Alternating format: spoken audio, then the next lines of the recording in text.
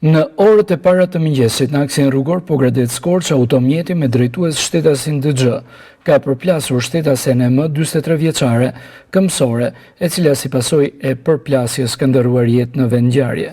Drejtuesi i automjetit shtetasit DX është shoqëruar në ambientet e komisariatit për hetime të mëtejshme.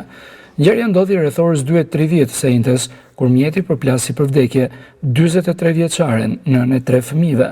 Ka qenë vetë drejtuesi i mjetit ai që ka lajmëruar forcat e policisë, ndërkohë që nuk është larguar nga vendi i aksidentit dhe tashmë ndodhet në ambientet e komisariatit Korçës, ku është pyetur për rrethanat e aksidentit të rënd. Ko më parë, në të njëjtin vend ka patur një tjetër aksident me pasojë vdekjen e një këmsori tjetër, ndërkohë që aksi rrugor nga Korça në Pogradec ka patur her pas here aksidente, përfshi edhe ato me vdekje.